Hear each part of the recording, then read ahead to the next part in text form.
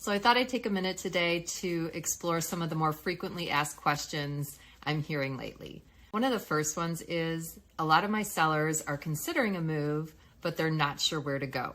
And it's really hard. If you're thinking of moving somewhere out of state, you may just not know where to begin. You may have visited a destination when you were on vacation, but you're not really sure if you want to live there. You don't understand the dynamics of the local market. So the best thing to do is talk to a local professional. And the good news is I have great resources. I've had connections and great success with some local agents in all the popular destinations, including Knoxville, Tennessee, Austin, Texas, all the Florida markets, Arizona, and many others. So if you're thinking anything about an out-of-state move, reach out to me and I'll put you in touch with them. One of the next questions I get asked all the time is, can we get in to see homes before they hit the market to the public? This is especially critical now because of our limited inventory.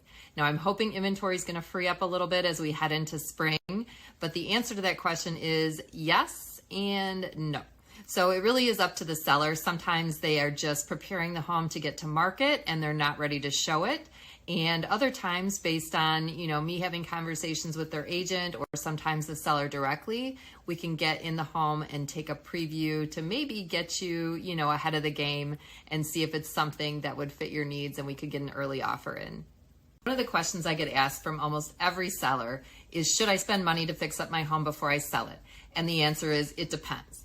I'm definitely saying to clients now, time is more important than some of these projects, and getting your home on in an environment of low inventory and high buyer demand may be more important than spending time on the projects. However, if you want to get maximum value, we'll certainly go through the ideas that I would have for how to do that. And I certainly don't want you to spend money on things that you don't have to, that are not going to bring value. So we'll talk about those too.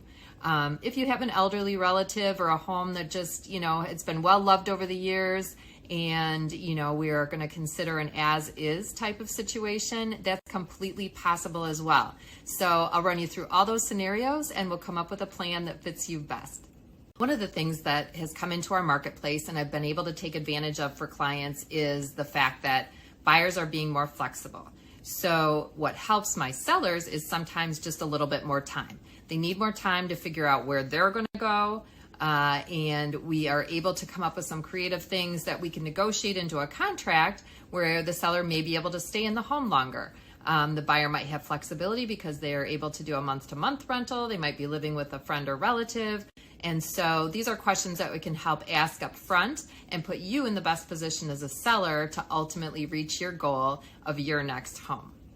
Another situation that I come across a lot of times is people concerned about helping their aging parents. Or possibly selling their home after they've passed away. And this is an area I'm especially close to, and one of the reasons I got my senior residential real estate certification.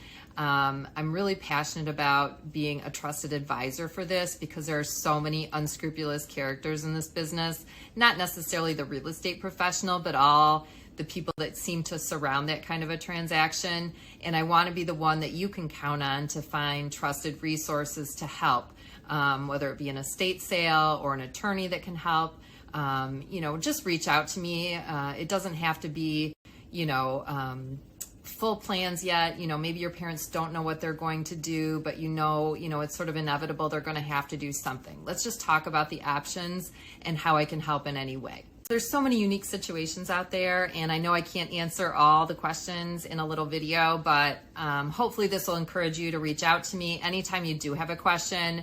Really, truly, that's what I'm here for. I'm here to help and hope to be your trusted advisor with anything related to real estate.